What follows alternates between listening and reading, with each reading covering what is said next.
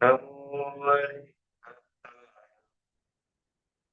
नमो सिद्धाय, नमो वाय,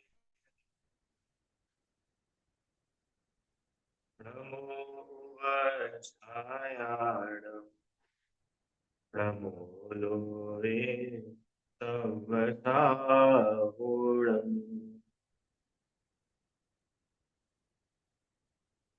मंगलम भगवान वीरो, मंगलम गौतमो गणी, मंगलम कुंद कुंदाद्यो, जैन धर्मोस्तु मंगलम।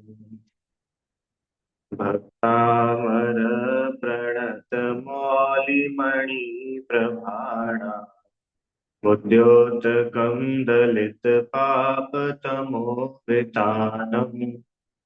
सम्यक् प्रणम्य जिनपादयुगं युगादा, वालम्बनं भवजले पततां जनानाम्। यसंस्तुतः सकलवाङ्मय तत्त्वबोधा, उद्भूतबुद्धिपटुभिः सुरलोकनाथैः, स्तोत्रैर्जगत्त्रयचित्तहरैरुदारे, तोष्ये किलाहमपि तं प्रथमं जिनेन्द्रम्।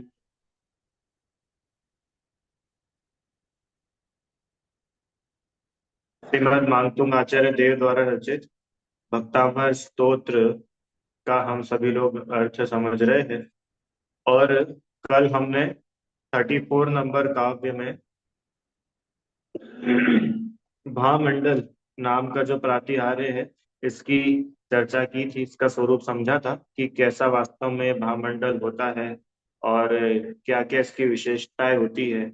वास्तव में जिनेंद्र भगवान के शरीर की जो आभा है, कांति है, उसी में जीवों को अपने ये सात सात भव दिखते हैं। ठीक है। और फिर ये भी हमने समझा था कि अनेक अनेक भवों में जीव की यात्रा चलती रहती है। इससे ये समझ में आता है कि हमने ही पूर्व में अपने परिणामों से हमारी ऐसी दशा की थी, और वर्तमान में हमारी जो दशा हुई है उसके जिम्मेदार भी हम ही हैं। और ये जो भूतकाल की दशाएं दिख रही है ना, ये भी हमारे ही परिणामों का फल है। तो दूसरों पर दोषारोपण नहीं करना। भाव तो दिखते ही है, भाव के कारण भी दिखते हैं। माने समझ में आता है ना, जैसे मान के चलो पूर्व के 3 भाव दिख रहे हैं, तो तीसरे भाव में उसने जो कार्य किए होंगे उससे पता चल गया कि ये लास्ट सेकंड भाव उसका इस वजह से हुआ। भाई जो भाव होगा उन भावों के पीछे कोई ना कोई कारण भी है, तो वो कारण भी समझ में आते हैं। तो ऐसे भव्य जीव अपने भवों को देख करके ये समझ लेते हैं कि भाई इन भवों में चलने वाला जो ध्रुव तत्व है, सदा रहने वाला आत्मा है, वो आत्मा में ये मेरी ही भले अवस्था हुई हो, पर इन अवस्था रूप ये अकेला मैं नहीं हूं। मैं तो सदा रहने वाला आत्मा हूँ। ऐसी श्रद्धा जिस जीव के होती है, वास्तव में वही सम्यक्त्व को प्राप्त होता है। आइए आज अपन लोग 35th 35वें नंबर का ये जो काव्य है इसको पढ़ते हैं। ये आठों प्रातिहार्य में अंतिम प्रातिहार्य यहाँ पर है। कौन सा बच गया? 8 के नाम कल बताए थे ना, क्रम से। क्रम से कौन सुनाएगा? क्रम से कि भक्तामर जी में आया ना, क्रम से सुनाएंगे आप? कल्पना आंटी जी। ठीक है, एक सेकंड। जनरली मैं क्लास के बीच में पूछता नहीं हूँ, तो बता दो आप। बोलो। सिंहासन। गलत गलत, सिंहासन के पहले।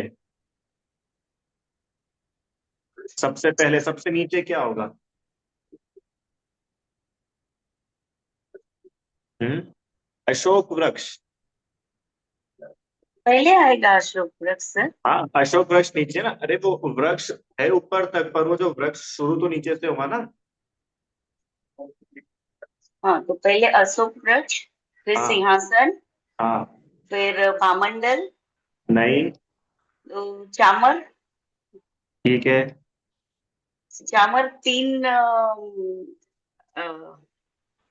छत्र। वेरी गुड, 3 छत्र, 4 हो गए। और 4 हुए। फिर देव दुदुम्बी, देवदूत भी बढ़िया, 5। अ, और पुष्प पुष्प वृष्टि, पुष्प वृष्टि, ठीक है, और 6। एक याद नहीं आ रहा है, और एक दिव्य ध्वनि, उससे पहले एक है। कल क्या पढ़ा था? कल क्या पढ़ा था अपन ने? 7 भाव काय में दिखते हैं? भामंडल। हाँ, भामंडल और भामंडल। फिर दिव्यज्योति। देखो उसका सिंपल फॉर्मूला है, पहले नीचे से ऊपर चलेंगे तो सबसे नीचे अशोक वृक्ष, उसके हाँ, ऊपर सिंहासन, उसके ऊपर जाएंगे तो चंवर, और ऊपर देखेंगे तो छत्र, और ऊपर देखा तो देव दुंदुभी बजा रहे हैं, और ऊपर देखा तो पुष्प वृष्टि हो रही पुष्प है। वृष्टि। अब ऊपर तक चले गए, अब नजदीक आओ, तो नजदीक आएंगे तो क्या दिखेगा? कि वो भामंडल दिख रहा है। और नजदीक आओ, ये दिव्य ध्वनि। क्यों? ये दिव्य ध्वनि तो उनके मुख से ही निकल रही है, इसलिए ये सबसे करीबी है ना? गुड, बढ़िया। तो ऐसे सर, ये और 8। मंदिर जी में 5 दिखे अच्छा, प्रातिहार्य। आपने होमवर्क किया, मंदिर जी में 5 दिखे आपको प्रातःकाल? 5 दिखे। कौन कौन से 5 दिखे थे? एक तो अशोक वृक्ष, हाँ, सिंहासन, ठीक है। चामर, हाँ, भामंडल, हाँ। और हो गए ना सर, अशोक छत्र। वृक्ष, छत्र, छत्र। हाँ छत्र, बढ़िया। इतने थे। ये 5 तो सभी जगह पर होते ही होते हैं। इसके हाँ, अलावा बचे 3, कौन से 3 बचे? एक देवदुदुम्बी, तो दुंदुभी, पुष्पवृष्टि, पुष्पवृष्टि और दिव्य ध्वनि। दिव्य तो ध्वनि। देखो, दुंदुभी और पुष्पवृष्टि के चित्र बने होते हैं, कहीं कहीं पर होते हैं। जो वेदी बनी होती है ना, पीछे भगवान की जो वेदी होती है उस पर वो चित्र बने होते हैं। और दिव्य ध्वनि भैया, कि दिव्य ध्वनि के वो रूप में तो ही जिनवाणी है तो मन सही। में तो बिना दिव्य ध्वनि के, बिना जिनवाणी के जिन मंदिर सुने हैं, समो शरण सुना है। ठीक है। तो ऐसे ही 8 प्रार्थना है, बहुत बढ़िया। बाकी लोगों ने भी देखा कि नहीं देखा? देखा था, अच्छी बात है। नहीं देखा हो तो कल देखना। आइए, अब अपन शुरू करते हैं 35 नंबर का काव्य, देवध्वनि प्रातिहार्य। स्वर्गाप वर्ग गम मार्ग विमार्गणेश, सद्धर्म तत्व कथनैक पटुस्त्रिलोक्यः, दिव्य ध्वनिर्भवति ते विशदार्थ सर्व, भाषा स्वभाव परिणाम गुणैः प्रयोज्यः। अब ये दिव्य ध्वनि के बारे में बतला रहे। क्या होती है दिव्य ध्वनि? क्या होती है दिव्य ध्वनि? हाँ, जिनेन्द्र भगवान के जो वचन है ना, उसको ही दिव्य ध्वनि कहते हैं। तो भैया दिव्य ध्वनि क्यों नाम पड़ा उसका? कि भैया जिनेन्द्र भगवान के जो वचन है, जिनेन्द्र भगवान अपने आप में ही दिव्य पुरुष है। उनके वचन, उनके मुख से निकली ध्वनि तो दिव्य ध्वनि हो गई। और दिव्य तत्व की बात बतलाती है, इसलिए इसका नाम दिव्य ध्वनि है। अब बताओ कैसी है दिव्य ध्वनि, तो यहाँ बतला रहे हैं। स्वर्गाप वर्ग गम मार्ग विमार्गणेष्ट, सद्धर्म तत्व कथनैक पटुस्त्रिलोक्य। स्वर्गाप वर्ग, स्वर्ग अपवर्ग। स्वर्ग समझते हैं आप लोग? क्या होता है स्वर्ग? अच्छा, 4 गति होती है ना, 4 गति। इन 4 गति में से कौन सी गति के जीव स्वर्ग में रहते हैं? 13 गति के, ठीक है ना? बढ़िया। अच्छा, स्वर्ग से एक बात और समझनी चाहिए। यहाँ हालांकि देवलोक लिखा है, पर फिर भी स्वर्ग से समझना वैमानिक देव, क्योंकि वही मुख्य रूप से ऊर्ध्वलोक में होते हैं ना। बाकी भवनवासी, व्यंतर और ज्योतिष, ये ऊर्ध्वलोक में नहीं होते, है ना। ये तो व्यंतर और ज्योतिष तो यहाँ मध्य लोक में होते हैं, और भवनवासी देव नीचे अधोलोक में होते हैं।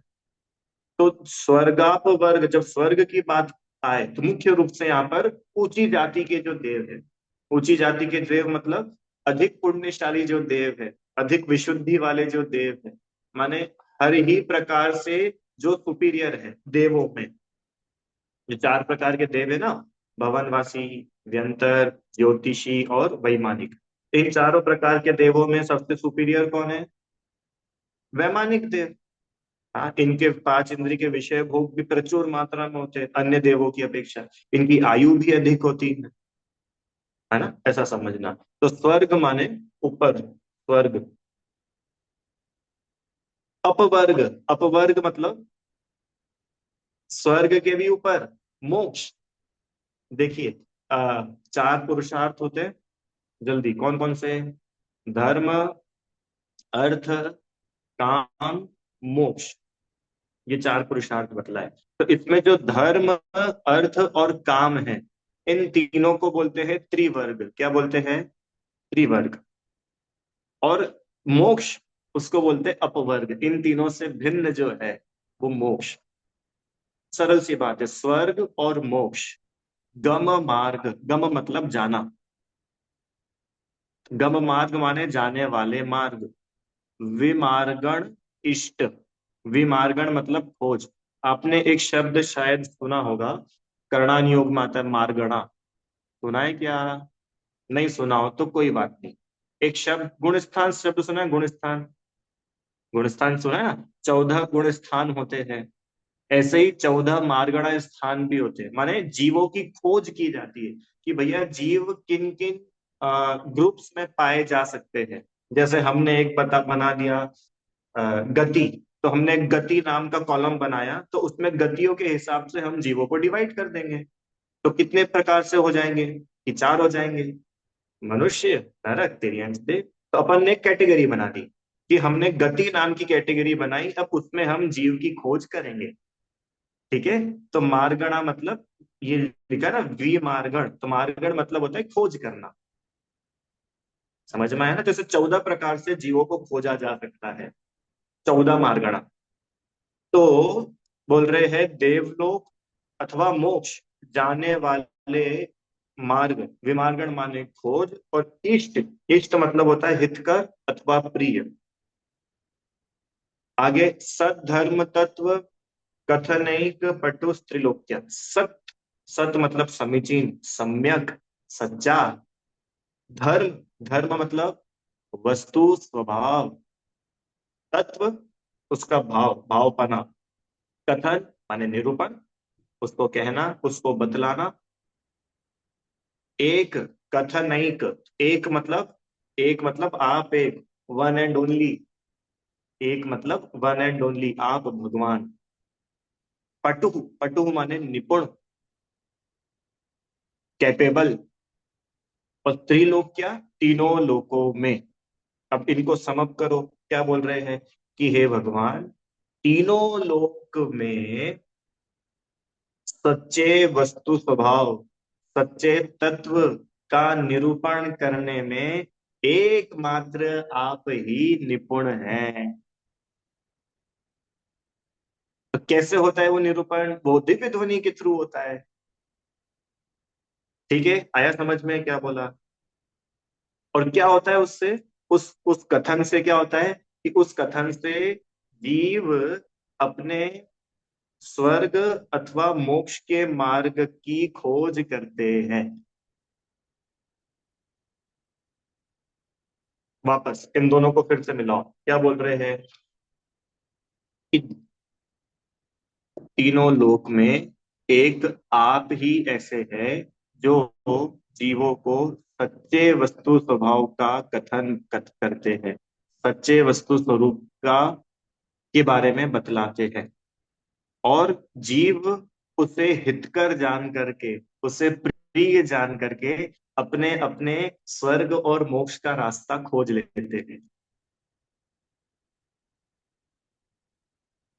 प्रश्न, प्रश्न, भैया मोक्ष के लिए तो होता है, स्वर्ग के लिए थोड़ी होता है। स्वर्ग भी तो है तो संसार ही कि सुनो, हर कोई चाहता तो मोक्ष है, पर जिसकी क्या बोले, जिसकी यात्रा थोड़ी सी अधूरी रह जाती है वो स्वर्ग चला जाता है, जिसकी यात्रा पूरी हो जाती है मोक्ष चला जाता है। पर थर्ड ऑप्शन नहीं है।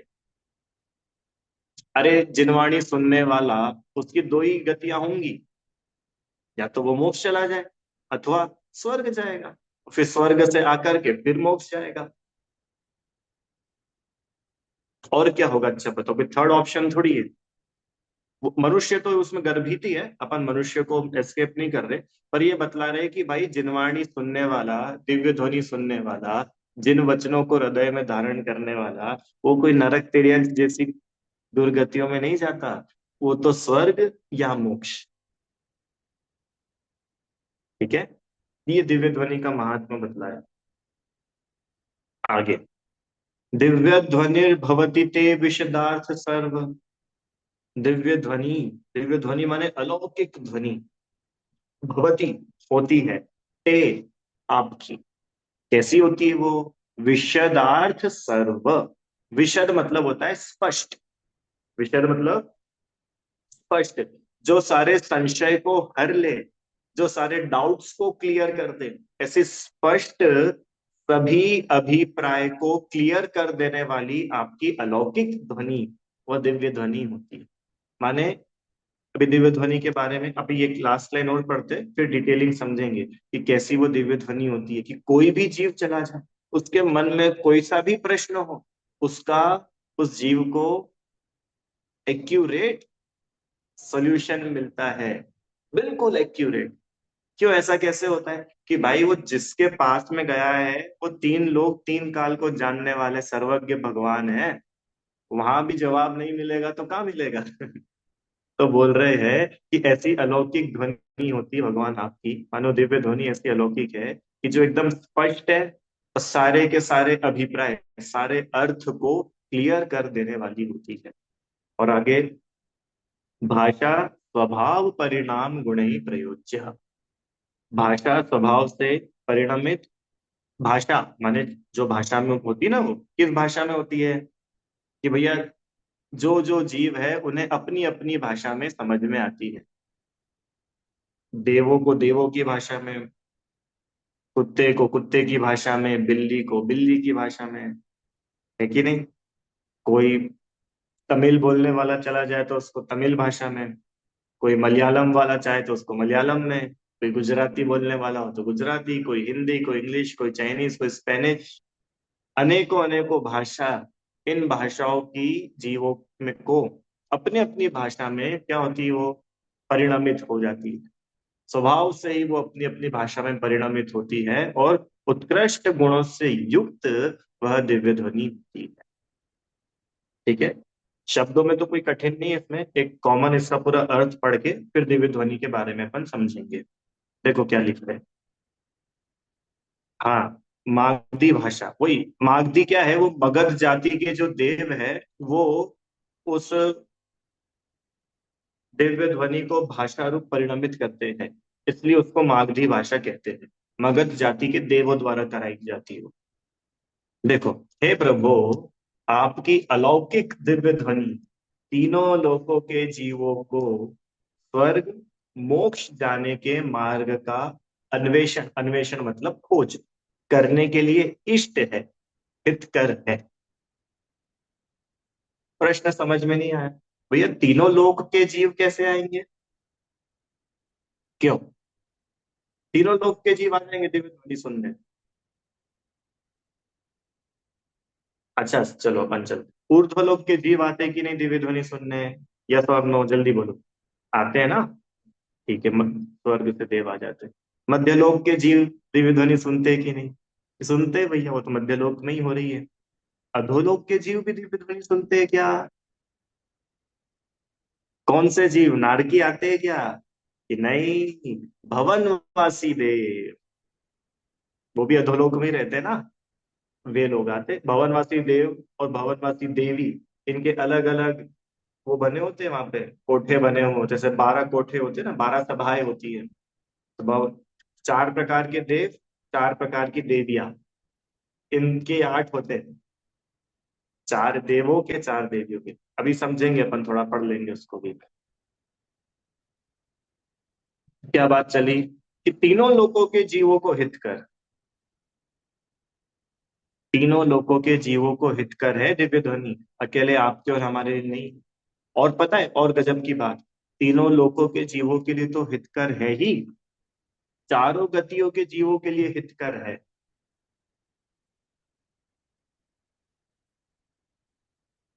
पांचों इंद्रिय जीवों के लिए हितकर है, अब प्रश्न हो सकता है, क्यों समूह शरण में कौन जाता है?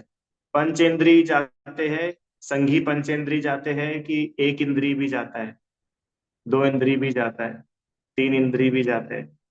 कि नहीं भैया इनके पास तो कान ही नहीं है, सुनेंगे क्या? तो ये बात तो पक्की है कि पंचेंद्रिय तो होना चाहिए, उसके बाद भी मन हो तो समझ पाए, उसको प्रोसेस कर पाए, इसलिए संघी पंचेंद्रिय होना जरूरी है। तो फिर तीन लोक के जीवों के लिए कल्याण रूप कैसी हो गई? तो प्रश्न आया क्या समझ में? भैया जब सारे जीव उसको सुन ही नहीं रहे हैं, तो फिर उनके लिए वो कल्याण रूप क्यों है? हाँ मैंने सुनी तो मेरा तो कल्याण हो जाएगा, कि चींटी का क्या कल्याण होगा, मच्छर का क्या कल्याण होगा? कि इनका ये कल्याण होगा कि जिनदेव ने हमें उपदेश दिया ना, अहिंसा परमो धर्म, अहिंसा परम धर्म है, जीवों की रक्षा, पांच पाप, ये अपने को जो उपदेश मिला, चरणान योग का जो उपदेश मिला, उससे हमने इन जीवों की रक्षा करी, तो इनकी रक्षा हुई, ये इनका कल्याण हुआ, ये इनका हित हुआ।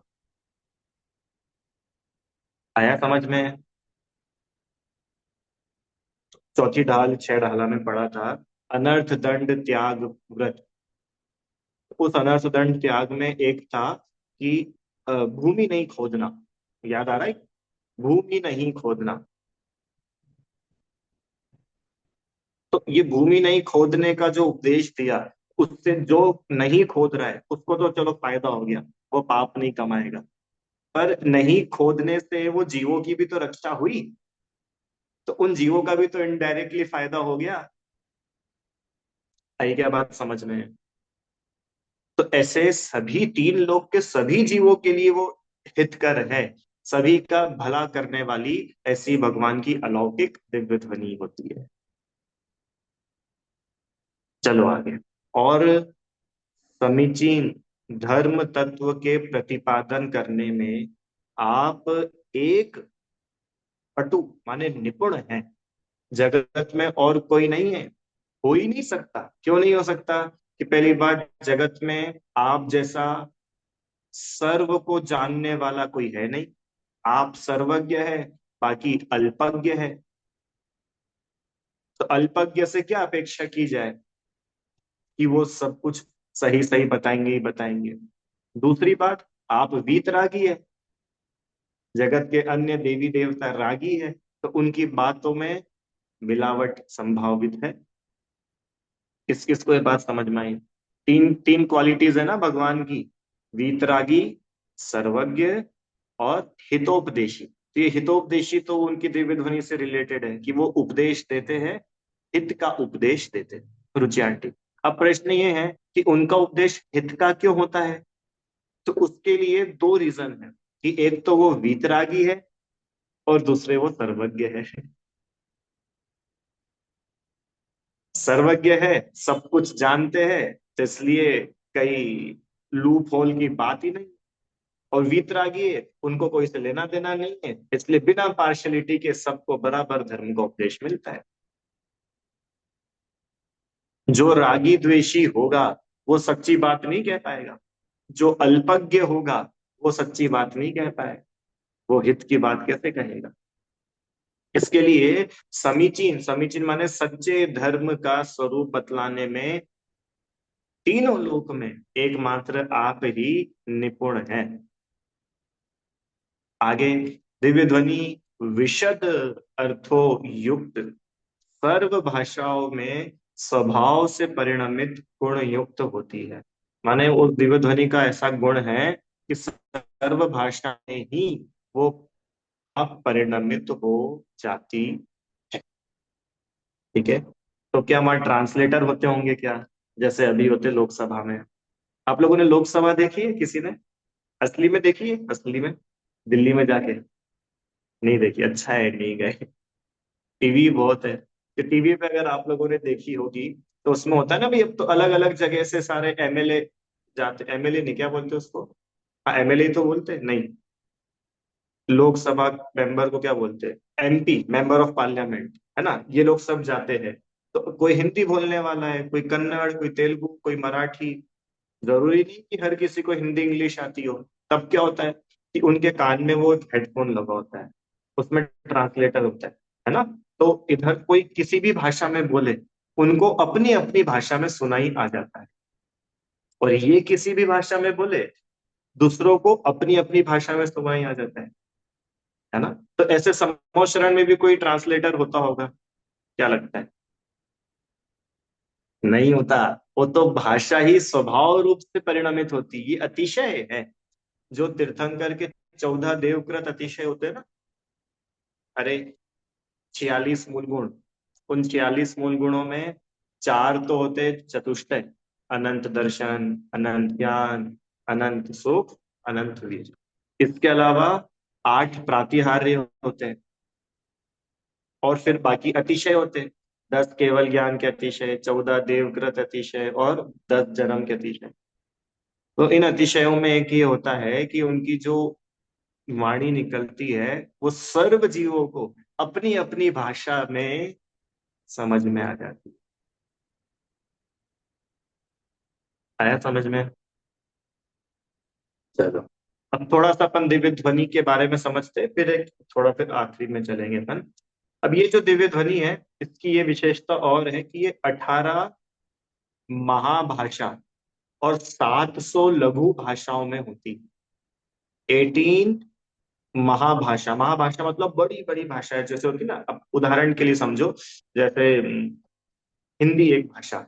अब वो हिंदी के अंतर्गत ही और छोटी छोटी दूसरी दूसरी भाषाएं होती है भाई, बुंदेलखंडी अलग है, निमाणी अलग है, मालवा की अलग है, राजस्थान की अलग है सभी हिंदी। ऐसा समझना कि 18 महाभाषा और 700 लघु भाषाओं में वह दिव्य ध्वनि कीर्ति है। और एक और गजब की बात, कि भैया ये दिव्य ध्वनि निकलती कहाँ से? क्या उनके पूरे शरीर में से निकलती है क्या? कितने लोगों को लगता है कि दिव्य ध्वनि सर्वांग से खिलती है? 1 2। बाकी लोग कि भैया कहीं से भी खिलवा दो, हमको क्या है, हमको तो इधर से सुनना है। अरे कुछ तो बोलो। अच्छा, मुख से खिलती है, इतना कितने लोग बोलते हैं? दिव्य ध्वनि मुख से होती है? कोई भी नहीं। सर्वांग, सर्वांग। अच्छा, सुनो, दिव्य ध्वनि सर्वांग से नहीं, मुख से खिलती है। मुख से खिलती। भैया बोलते ही नहीं है, फिर कैसे खिलेगी? पता है दिव्य ध्वनि का एक और अतिशय, एक वो इसमें दिया हुआ है किताब में, मैं आपको सिर्फ उसका अर्थ पढ़ के सुनाता हूँ। यह दिव्य ध्वनि बिना ओष्ठ, ओष्ठ मतलब ये होठ, तालु, जिह्वा, कंठ और नासिका के परिस्पंदन के ही खिल जाती है। माने जीवान, होठ, तालु, नाक, गला, ये हिलते भी नहीं है, और उनकी ओमकारमयी वाणी खिलती है। ओम, ओम, ओम, बस यही चलता है। तो भैया ओम ओम ओम सुन के तो बोर हो जाते होंगे। अरे कोई बोर नहीं होता, और जो बोर होता है वो वहां पहुंच ही नहीं पाता। आपको पता है, अब भव्य की एंट्री नहीं है वहां पे, भव्य की एंट्री है। और भव्य जीव का लक्षण दिया ना शास्त्र में, कि जिसने प्रीति चित्त से जिन वचनों का श्रवण किया, वो जीव भव्य है। अरे आप लोग को समझ आ रहा है कि नहीं आ रहा है? तो दिव्य ध्वनि की बात चल रही है, कैसी होती है दिव्य ध्वनि? कि सर्वांग से नहीं, मुख से खिलती है।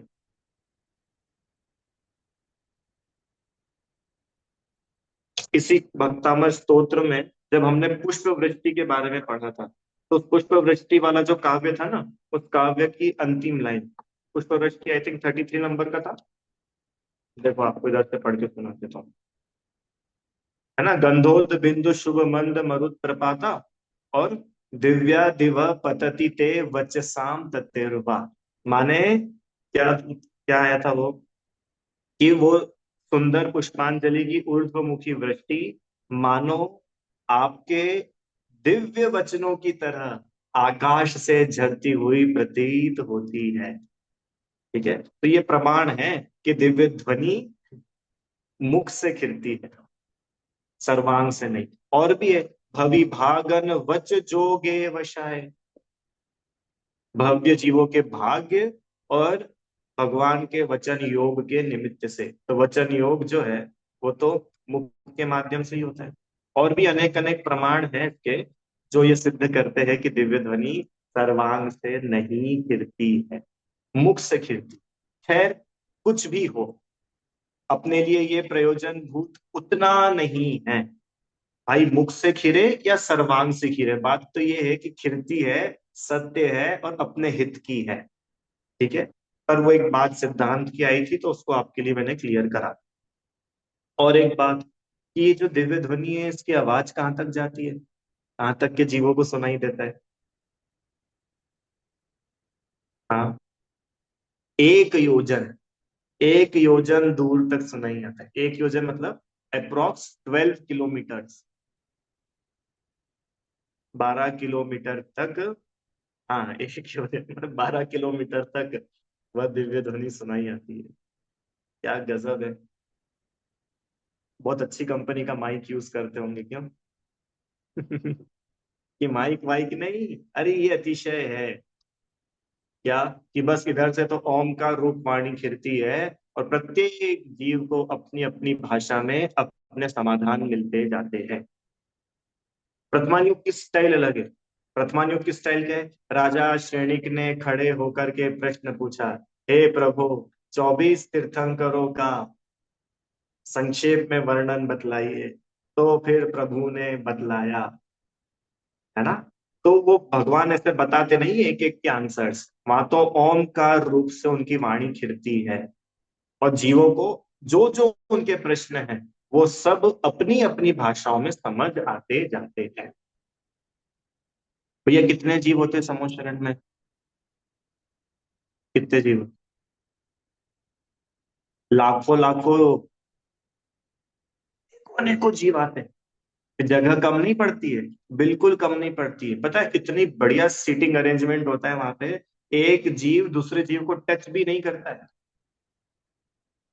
फंस फंस करके बैठना नहीं, एक दूसरे की गोदी में नहीं बैठना, टच भी नहीं करता है।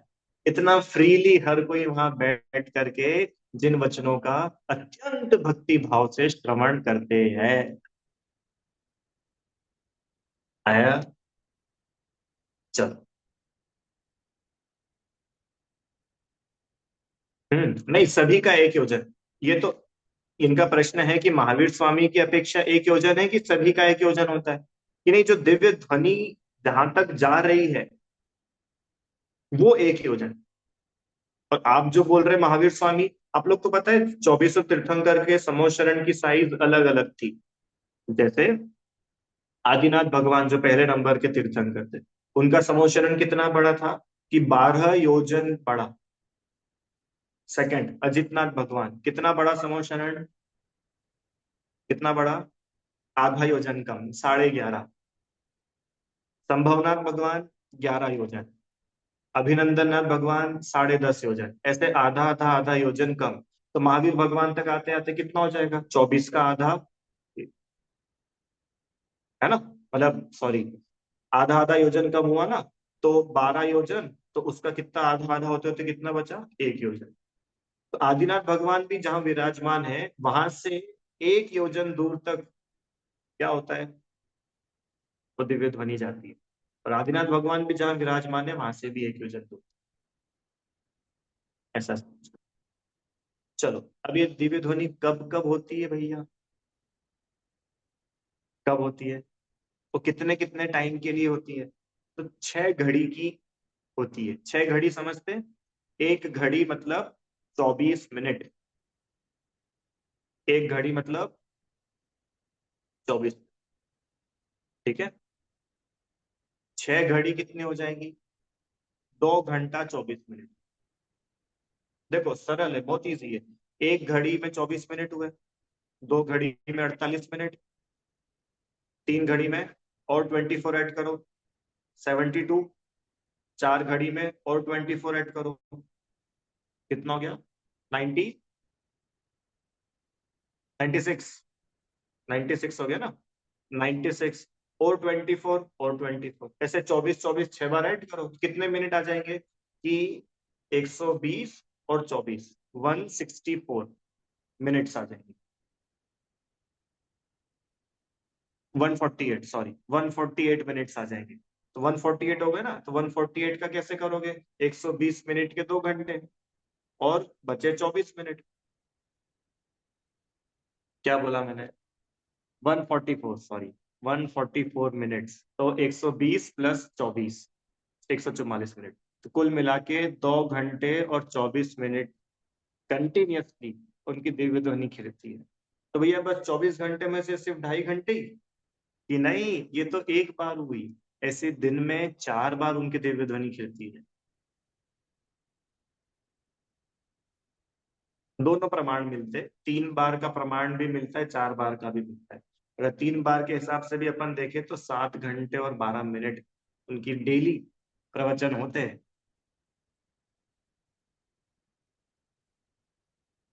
तो फिर ऐसा ही क्यों भैया, बाकी टाइम क्या होता है कि बाकी टाइम भगवान विराजे होते हैं। कुछ स्पेशल केस ऐसे होते हैं कि चक्रवर्ती आदि महापुरुष दिव्य समोशरण में पहुंच जाए, तो दिव्य ध्वनि का खिलने का काल ना भी हो तो भी दिव्य ध्वनि खिल जाती है। ठीक है, उनके भाग उनके पुण्य के निमित्त से हो जाता है। और बाकी समय लोग क्या करते हैं, अपने अपने घर चले जाते हैं, काम धंधा करते हैं, और क्या करेंगे। अपने को ऐसा लगता है ना क्या कि अगर अपन होते तो अपन तो छोड़ के ही नहीं जाते, वहीं रहते, लगता है। पर अब जब लोग नहीं होते थे ऐसे, वो तो चले जाते थे अपने काम धंधे से। फिर टाइम हो गया कि चलो संधि काल हो गई, भगवान के प्रवचन का समय हो गया, फिर चले जाते थे समूह, फिर लौट करके आ जाते थे। अच्छा, कितने जीव ऐसे भी होते थे जो घर ही नहीं जाते थे। अरे मुनिराज है, मुनिराज समूह शरण को छोड़ के नहीं गए, नहीं गए तो क्या हुआ कि वहीं समूह शरण में ही उन्होंने ऐसा आत्म ध्यान किया कि वहीं उनको श्रेणी आरोहण हुआ और आठ चारों कर्मों का नाश, अरिहंत अवस्था हो गई। ऐसा भी होता है। अच्छा, फिर भगवान का विहार हो जाता है तो समूह शरण खत्म। ठीक है, तो ये दिव्य ध्वनि से रिलेटेड कुछ तथ्य अपन लोगों ने समझे। और देखो, एक बात और समझ लेते हैं, इंपॉर्टेंट है। अब ये इतना तो आपको समझ में आए, बेसिक बेसिक अपन ने स्ट्रक्चर देखा दिव्य ध्वनि के बारे में। अब प्रश्न तो बहुत सारे हो सकते हैं, पर एक सामान्य सा स्वरूप समझा है। अब देखो, आपको एक और बात बतलाते हैं कि भैया दिव्य ध्वनि को इतनी इंपॉर्टेंट है क्या, इस दिव्य ध्वनि को हटा दो तो क्या होगा, ये दिव्य ध्वनि हटेगी तो मोक्ष मार्ग ही खत्म हो जाएगा। बचेगा क्या कि नहीं नहीं, हम तो बिना दिव्य ध्वनि के सम्यक कर लेंगे, हम तो बिना दिव्य ध्वनि की मोक्ष चले जाएंगे। संभव ही नहीं है। आपको मालूम है, सम्यक्त्व के कारण दिए शास्त्रों में तो अनेक अनेक कारण है। वेदना की वजह से, अथवा जाति स्मरण, अथवा उपदेश, है ना, पूर्व भाव याद आ जाता है, ऐसे अलग अलग कारण दिए। उन सब के पीछे दिव्य ध्वनि छुपी हुई है। क्या बोला, किसी को किसी के उपदेश से सम्यक्त्व हो तब तो वो डायरेक्टली उसका कनेक्शन जिन वचनों से है। पर पूर्व भाव का जाति स्मरण हो जाए अथवा वेदना आदि हो, तो भी उस जीव का उपयोग हो ही जाता है। किसी भाव में उसने जिन वचनों का श्रवण किया था, उस निमित्त से भी दिव्य है, सम्यक्त्व की उपलब्धि होती है। अपना ये होता है ना, 5 लब्धियां। इन 5 लब्धि में एक कहती है देशना लब्धि। 5 लब्धि सुना है कभी? देखो सुनो, बड़ा सरल है। 5 लब्धि मतलब सम्यक दर्शन होने के पहले की 5 स्टेप, इतना समझो। क्या बोला, सम्यक दर्शन होने के पहले की, ये हर किसी को होती है। कोई भी जीव हो, चाहे स्वर्ग का हो, चाहे नरक का हो, चाहे मनुष्य हो, चाहे देव, चारों ही गति के जीवों को अगर सम्यक दर्शन होगा तो इन 5 स्टेप्स पूर्वक ही होगा। तो इन 5 स्टेप्स में से एक स्टेप है, उसका नाम है देशनालब्धि। देशनालब्धि मतलब, देशनालब्धि मतलब ये जिन वचनों का श्रवण, उसका मनन चिंतन, बारंबार उसका विचार, इसके बिना सम्यक्त्व हो ही नहीं सकता। मोक्ष तो दूर है। आपको समझ में आ रहा है क्या? बिना भगवान का उपदेश सुने बिना संभव ही नहीं है।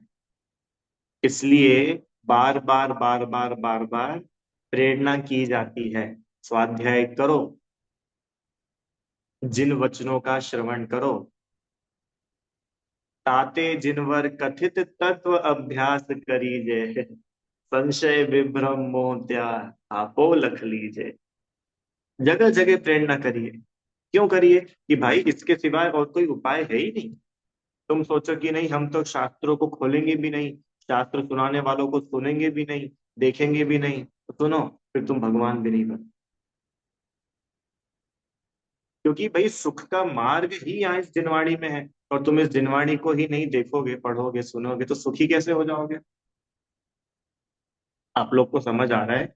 मैं ये बतलाना चाह रहा हूं कि जिनवाणी का श्रवण, सुनना, पढ़ना, मनन चिंतन, ये बहुत ज्यादा इम्पोर्टेंट है। और अभी इस काल में, जब वास्तव में जिनेंद्र भगवान हमारे सामने साक्षात है ही नहीं, तब तो हमारे लिए और भी ज्यादा इम्पोर्टेंट हो गया है। ये चौथे काल नहीं है क्या? कि भाई समोशरण मिल रहा हो, तीर्थंकर मिल रहे हो, श्रुत केवली मिल रहे हो, अवधि मन पर ज्ञानी मुनिराज मिल रहे हो। अरे बड़ा निकृष्ट पंचम काल है ये। यहाँ तो प्रति समय अपने को जिनवाणी, मुनिराज, देव, शास्त्र, गुरु, धर्म, इसकी छत्र छाया में रहने की जरूरत है। बिल्कुल ओवर कॉन्फिडेंस की जरूरत नहीं है कि हाँ हमको तो सब आता है। ये ओवर कॉन्फिडेंस अपने को डुबा देगा। सुन रहे सब लोग? कभी नहीं रखना है ऐसा ओवर कॉन्फिडेंस, कभी भी नहीं। और आपको नहीं हो विश्वास, तो आप इसी समोशरण में थोड़ा आगे जाओ, तो आपको गणधर देव खड़े दिखेंगे। आप और थोड़ा सा देखोगे तो आपको चार ज्ञान के दारी, द्वादशांग के पाठी, सौदर में इंद्र दिखेंगे। वो क्यों खड़े हैं ऐसे? वो कुछ कम जानते हैं क्या? अरे भाई द्वादशांग को जानते हैं। कुछ ऐसा बचा नहीं जिसको वो नहीं जानते हो। They know everything. उसके बाद भी ऐसे हाथ जोड़ करके खड़े हैं। क्या है ये? ये है विनय, ये है लघुता। आ रहा है सबको समझ में? कभी अपने को ये मद नहीं होना चाहिए। सभी के लिए बोल रहा हूं मैं, तो खुद के लिए भी और अपन सबके लिए, कि हमने तो बहुत पढ़ लिया, हमने तो बहुत सीख लिया। कभी नहीं।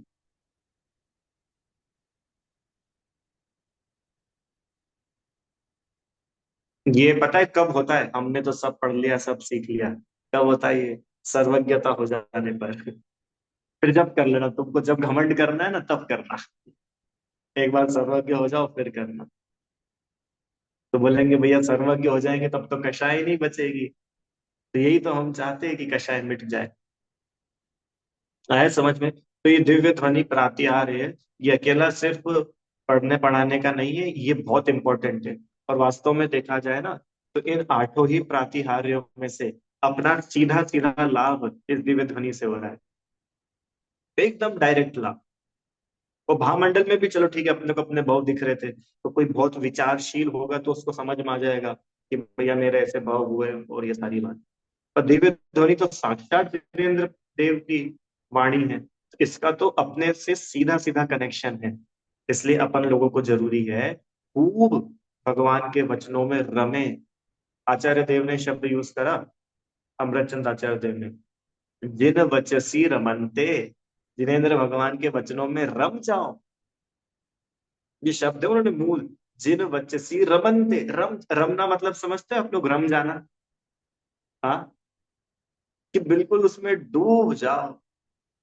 हाँ, ऐसे ही समंत भद्राचार्य ने यूज करा प्रोषधोपवास के प्रकरण में, रत्नाकरण श्रावकाचार्य में, अति आसक्त होकर शास्त्र श्रवण करो। याद आ रहा है? हमने पढ़ा था पहले। उपवास के दिन क्या करे? बोले अति आसक्त होकर। अति आसक्ति क्या होती है? हाँ, हाँ, कि बाकी सब कुछ एक तरफ और जिन वचनों का श्रवण एक तरफ। क्यों? अरे ये अपने लिए है, कि जितने शास्त्र है ना, अपने लिए। प्रथमान योग, पद्म पुराण किसके लिए है? रामचंद्र जी के लिए। क्यों? अरे अपने लिए। एक ग्रंथ ऐसा बताओ जो अपने लिए नहीं। हर एक ग्रंथ अपने लिए, चाहे समय सार जी हो, चाहे पद्म पुराण हो, चाहे श्रावकाचार्य जी हो, चाहे गोमट सार जी हो, कोई भी ग्रंथ हो, अपने लिए है। इसलिए ऐसे अनुयोगों में भेदभाव नहीं करके बड़े ही विवेक पूर्वक, बहुत गंभीरता से अपन लोगों को जिन वचनों का श्रवण करना चाहिए। कब करना चाहिए? है हमेशा। हमेशा तो आप लोग करोगे नहीं, वो तो मेरे को भी मालूम है। ऐसा आंसर दो जो हो भी सकता हो। कब करना चाहिए?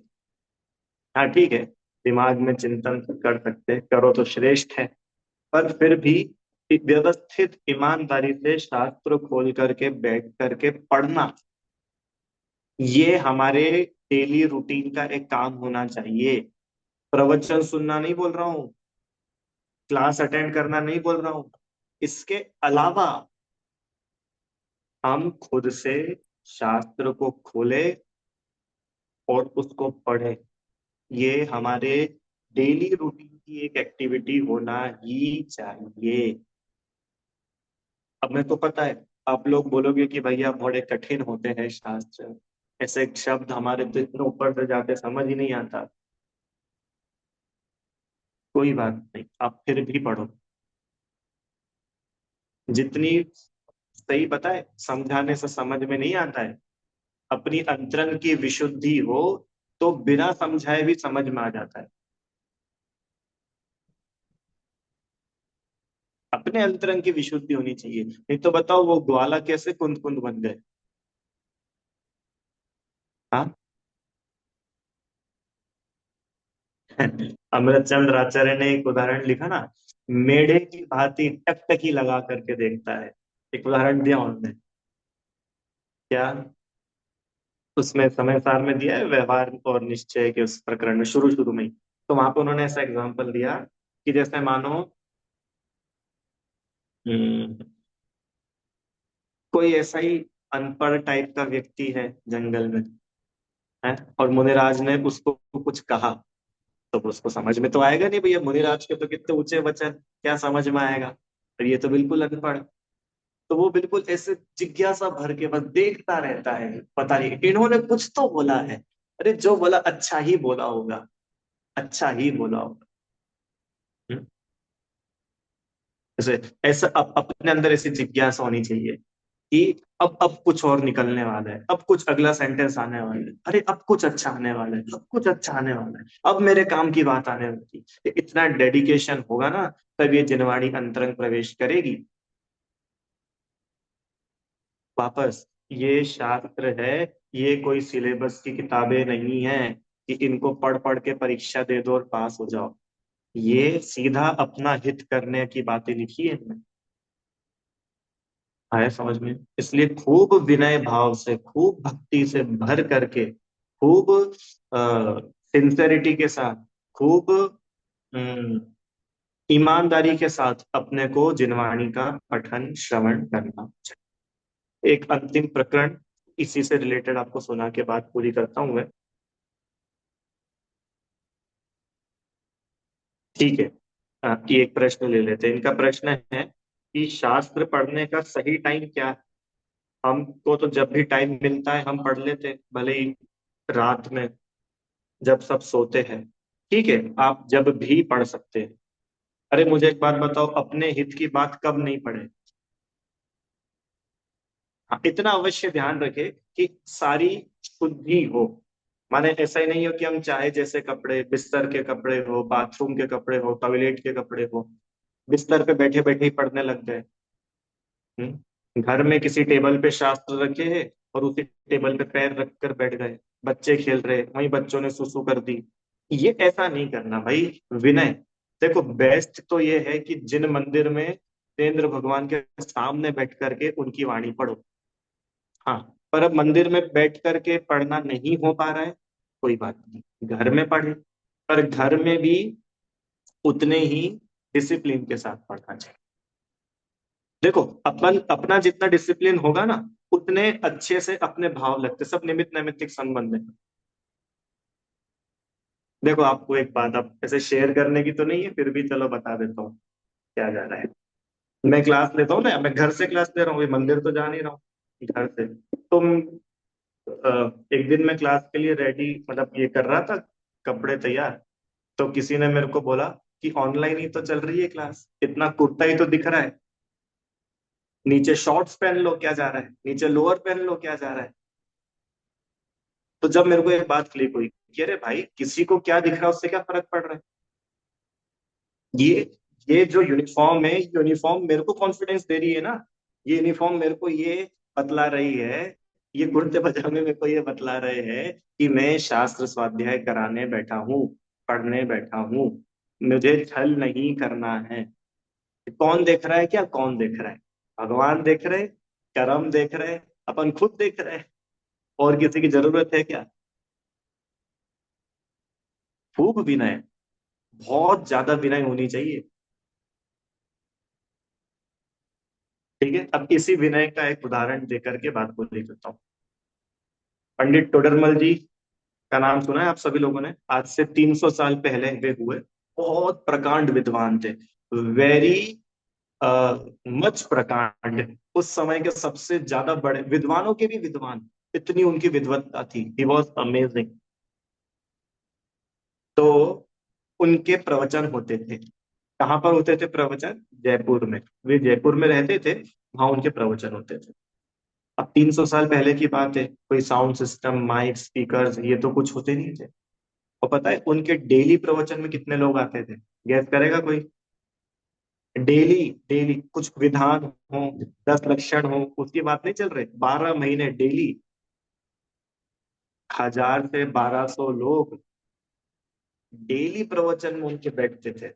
अब इमेजिन कर रहे हो, माइक नहीं, स्पीकर्स नहीं, कोई प्रोजेक्टर नहीं, एलईडी स्क्रीन नहीं, नथिंग। 1200 1000 किसको बोलते हो? जो इतनी दूर बैठा होगा, उसको पता नहीं चेहरा भी दिखता होगा कि नहीं दिखता होगा। रोज के 1200 लोग बैठ रहे। उनकी प्रवचन सभा कैसी होती थी? चलो अपन जयपुर चलते हैं। टोडरमल जी साहब बीच में बैठे होते हैं, सेंटर। आप एक समोशरण जैसे ही सीन समझो।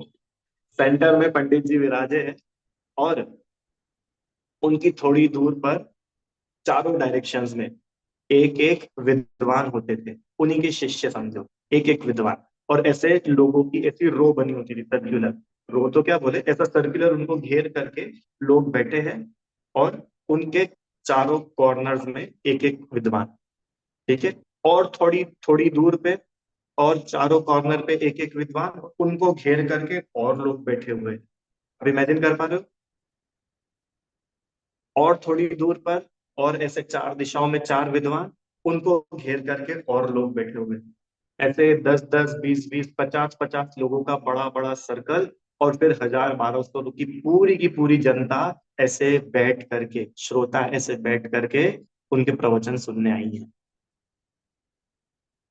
अब अब इधर से पंडित जी ने एक शब्द बोला। क्या शब्द बोला? वीतरागता में धर्म है, बोला।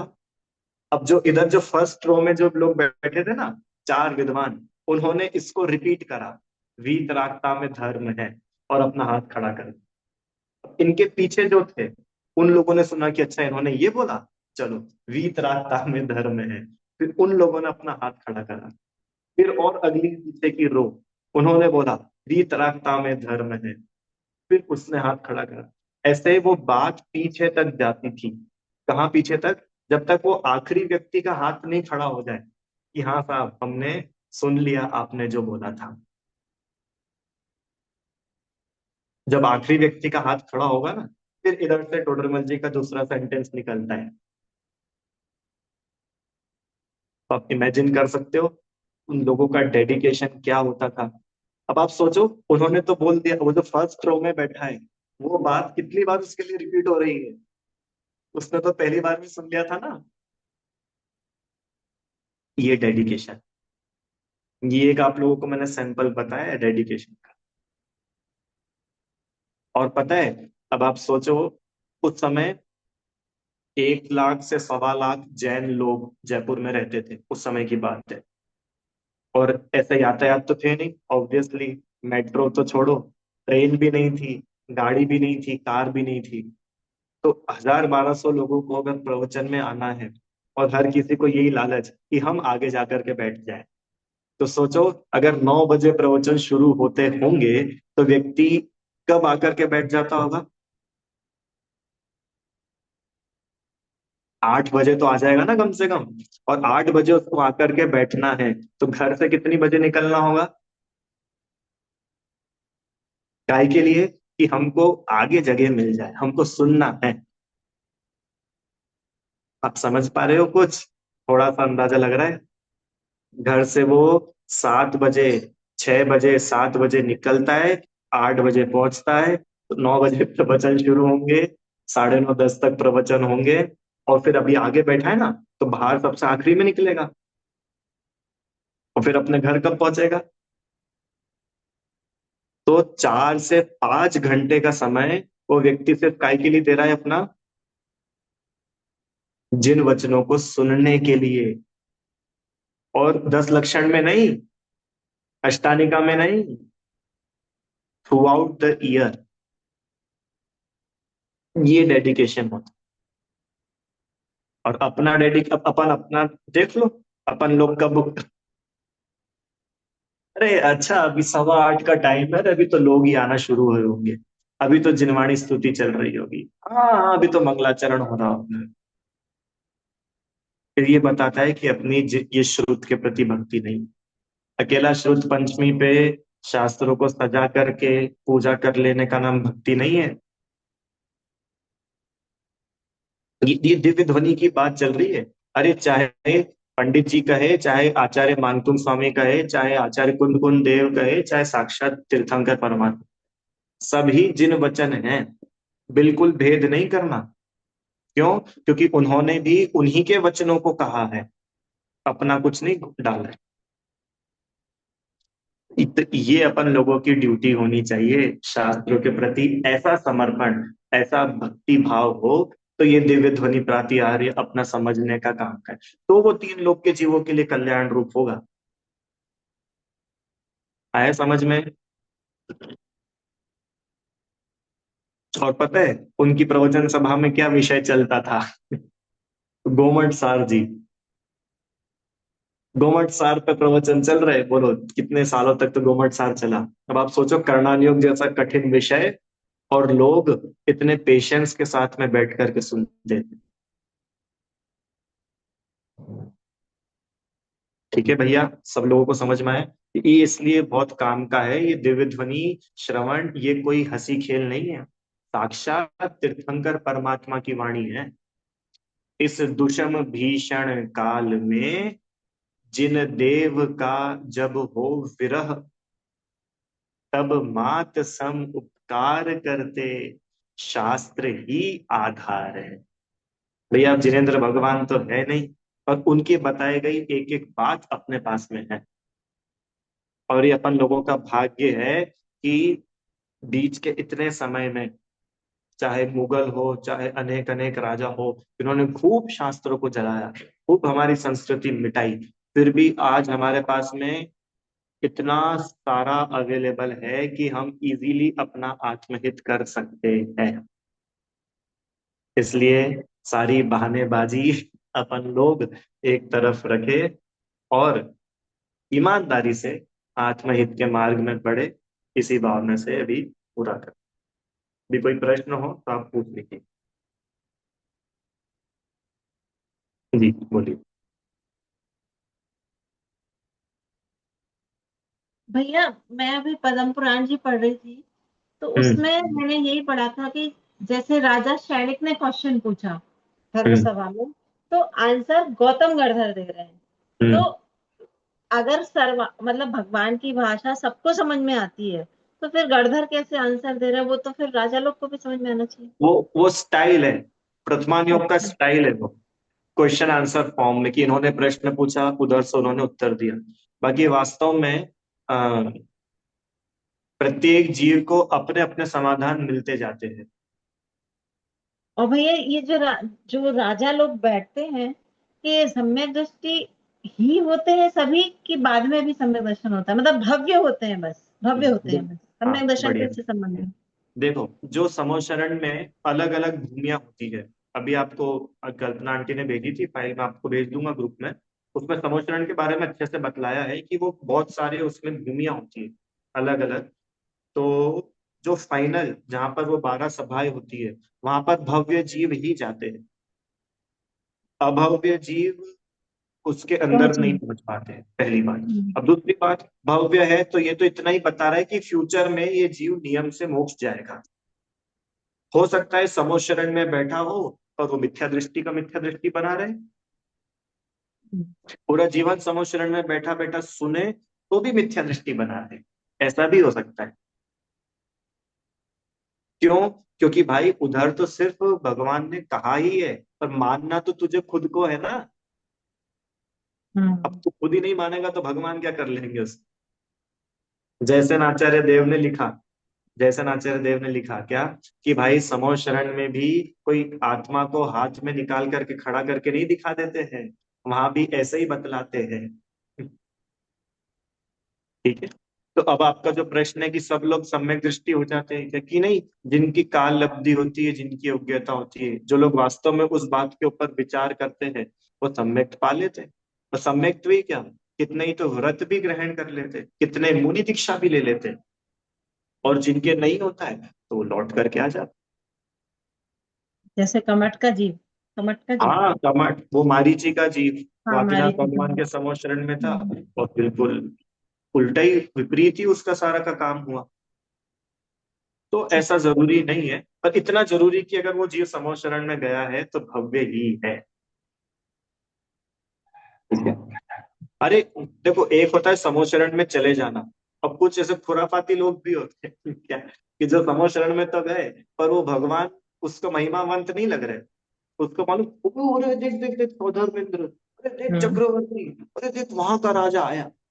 अभी नहीं होता ऐसा। अभी मान के चलो कहीं मुनिराज विराजमान हो और मोदी जी आए दर्शन करने, तो हाँ। बोलो किसको देखते हो? मोदी को। मोदी जी आए, मोदी जी आए। सही। तो जब भी ऐसा ही होता ना, अरे कोई ऐसी फेमस पर्सनालिटी आ जाए, चक्रवर्ती आ जाए, इंद्र आ रहे हैं, स्वर्गों से सब अपनी अपनी विभूतियां ले लेकर के आ रहे हैं, तो लोग उस पे ही रीझ जाते थे। भगवान की ओर देखा नहीं देखा बराबर हो गया। ऐसा है ना। अब प्रश्न एक और आया कि भैया फिर गणधर का क्या रोल रहता है, कि वो जो जिनेंद्र भगवान के समोह शरण में दिव्य ध्वनि में जो बातें आती है, उन बातों को वे गणधर अपने पास में रखते हैं। रखते मतलब समझो, जैसे अभी कितने समय की क्लास हुई, लगभग 1 घंटे की।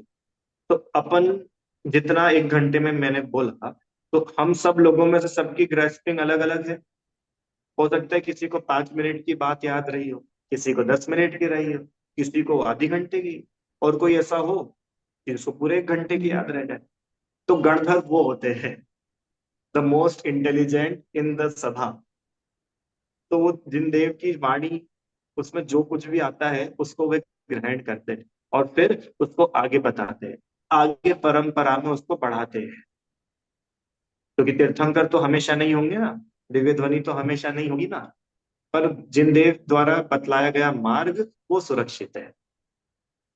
वीर हिमाचल ते निकसी, गुरु गौतम के मुख कुंड धरी। ये गणधर का रोल रहता है। सभी जीवों का रोल है, इंद्र का अपना रोल है, कुबेर का अपना रोल है, गणधर का अपना रोल है, तीर्थंकर भगवान का अपना रोल है, भव्य जीवों का अपना रोल है। ठीक है। और कोई प्रश्न है किसी को? जय श्री आंटी जी बोलिए।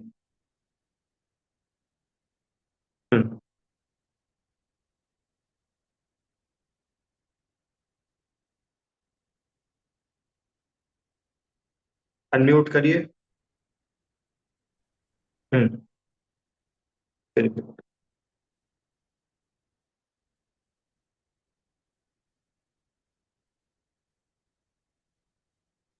नहीं हो रहा।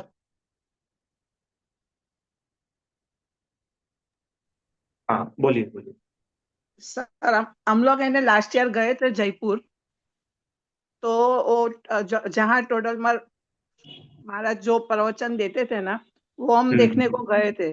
तो वो वहाँ का माहौल वैसा ही वो लोग ने रखा है जैसे उस टाइम प्रवचन देते थे। तो वो जगह भी ऐसी है, सब सेम टू सेम वैसा रखा था। तो हम गए तो वहाँ पंडित जी थे, उन्होंने सब हम लोग समझाया था कि इधर हाँ बैठते थे, इतनी बड़ी जगह, उसका कलर भी वैसा ही रखा है। वो हाँ। बैठक थी, अंदर मंदिर थे, तो मंदिर का हॉल भी बहुत बड़ा, बहुत बड़ी जगह थी।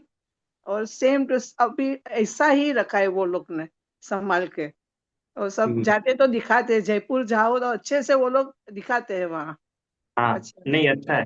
वहाँ उन्होंने और भी बहुत चीजें जो टोडरमल जी की डेली यूज की चीजें थी, उनका हाँ चश्मा था, उनका हाँ पेन था, जो भी चीजें थी जिससे वो लिखते थे, वो भी अभी तक वहाँ सुरक्षित है। वो लोग हाँ रखते, धूप दशमी के दिन वो लोग बाहर भी निकालते, सब लोगों को दिखाते भी है। अच्छा है, मतलब ये अपन लोगों का भाग्य है कि ये चीजें अभी तक हाँ संरक्षित है।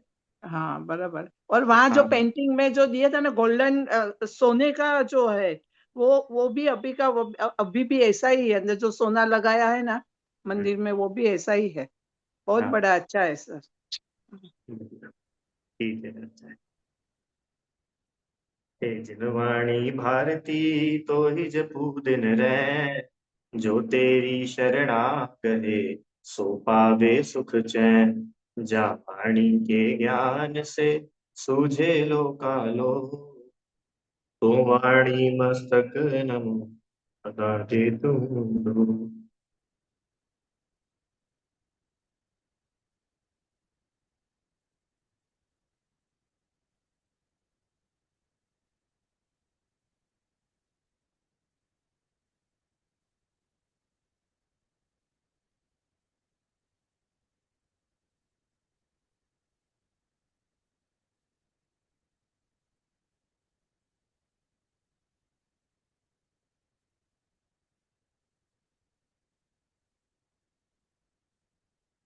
जय बोलिए द्वादशांग में जिनवाणी माता की जय।